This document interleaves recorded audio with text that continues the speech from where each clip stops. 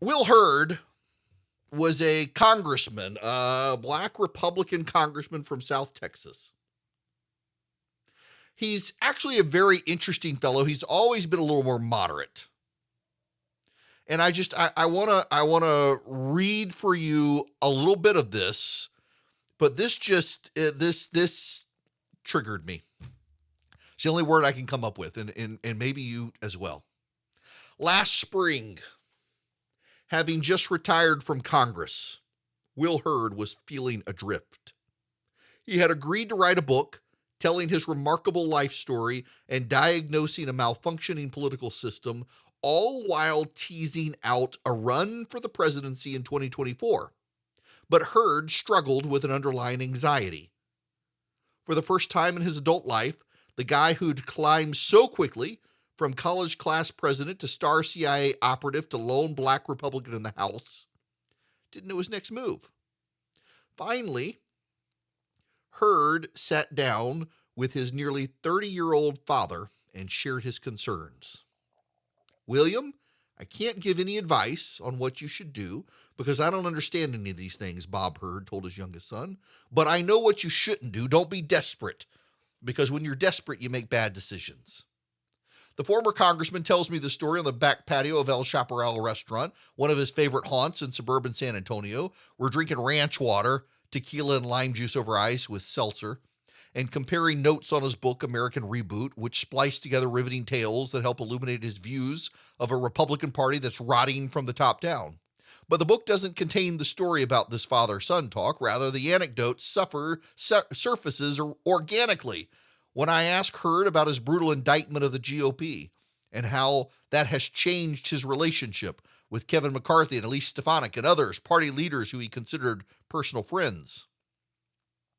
Some of my friends, some of my former colleagues, they're desperate, Hurd tells me.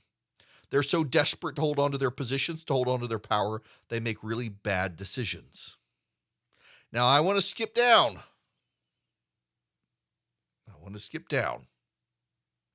Because there's a part in here that it kind of latched onto me. And it frustrates me that this is here. Hurd's book, Congressman Hurd's book, is notable for many reasons.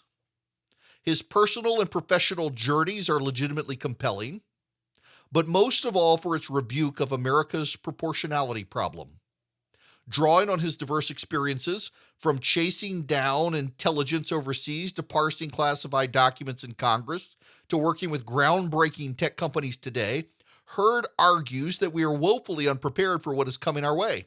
Quantum computing has the potential to break every form of encryption that guards our money and our secrets. Artificial intelligence could cut the service-based workforce in half every 2 years.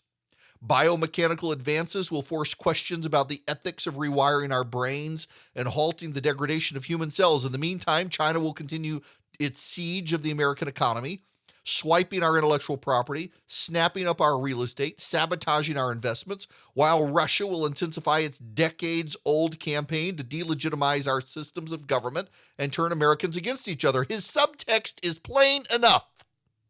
To confront these challenges, Hurd's colleagues in the Republican Party might need to rethink their fixation on transgender athletes and critical race theory. Everyone treats everything these days like it's some damn emergency, and it's got to stop, Hurd said. We're going to be dealing with issues that are so complicated and so life-altering that they make the stuff we're dealing with right now look like tickle fights. Hurd proposes a wholesale reorientation of our politics, away from the dopamine-induced cultural conflicts of the day and toward the generational trials that will shape American life in the 21st century every damn time. The media wants to cover some Republican who everyone should pay attention to. It is always, these cultural fights are so icky. Can't we just stop talking about them? We're so tired of talking about the cultural fights. We need to be talking about quantum theory. Every single time. It is, I have decided over the years, one of the great hallmarks of the cultural elite in the Republican Party when they say, please stop talking about the cultural stuff. We don't like it. It's that cultural stuff that is getting Republicans, Black and Hispanic voters. It's that cultural stuff that is expanding the Republican Party. And they don't like it. Please stop talking about this stuff. Please stop talking about don't say gay. Please stop talking about transgender athletes. Please stop. There's a great distinction between the elite and the rest of the country when you decide that you are beneath a particular topic or a particular topic is beneath you, and yet it galvanizes Americans across the country. What the hell sort of bubble are you in that you can't realize parents don't like boys competing against girls in sports? What bubble are you in that you can't realize that there are a lot of people, black and white, who don't think children should be taught they're either oppressed or oppressors at all times? What sort of bubble are you in that you don't think Americans should be taught that their entire system is built on racism based on a revised view of American history? I agree with Will Hurd. There are very big, important issues for our nation to face. But this disdain for cultural issues. The Republicans are winning on cultural issues. The Republicans are winning Black and Hispanic voters on cultural issues. What's happening here is we're going through a political realignment, and it is not going the way some people like. I myself would prefer a Republican Party that recommits itself to small government and fiscal conservatism. That is the way I've always been. That is the way I will always be. The government that does the least does it the best. A government that is big enough to give you everything is a government big enough to take it all away. We should avoid that. I believe that philosophically. I am a small government, fiscal, social conservative. But you know what? The world as it exists is not like me. And I'm not going to stand around and lament to the Atlantic that I wish they would stop talking about big government giveaways and start talking about my issue instead. But it's always the cultural elite in this country who poo-poo the idea of transgender sports. You're just a bunch of bigots. You're just a bunch of, can you please stop talking about this issue? I don't like to talk about the issue. I don't think I should have to talk about the issue, but I have to talk about the issue because so many people tell me I shouldn't talk about the issue. And frankly, it's an issue where they design their entire worldview based on you and me shutting up and making us shut up so we can't talk about the issue. So in fact, I have to talk about the issue. I don't want to, but it's an issue on which Republicans and conservatives are winning. Same with critical race theory.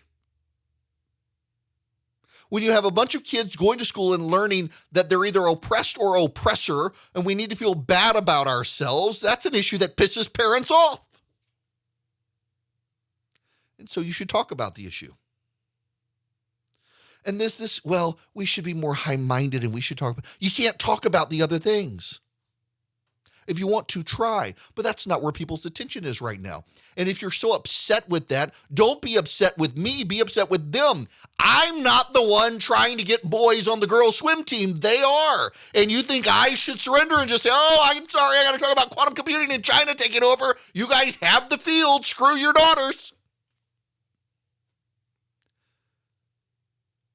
You should be able to do all of the above. You should be able to multitask. Rarely do I read a profile of an American politician and come away with more disdain than I had, and I never really had a strong opinion on Will Hurd. But this idea that the Republican Party should just give up the culture war issues that they're actually winning on right now, that they're actually going to win a majority on, that they're actually galvanizing Hispanic and Black voters, it makes you wonder how the guy lost, or actually he decided not to run again because he was afraid he would lose. Now he wants to run for president. He was a congressman from Texas, and now he wants to run for president.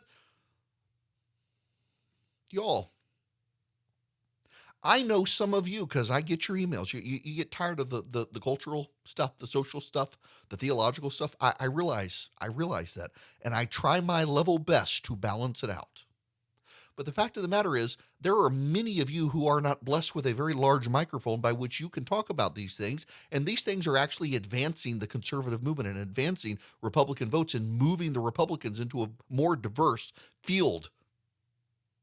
And the entirety of the media and the liberal elite in the country and the cultural elite who to tell you what you should and shouldn't talk about are aligned against it. We are in the midst of a great political, cultural, philosophical realignment in this country.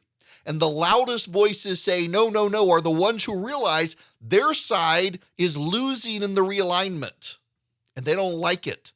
And they drip with disdain for the others.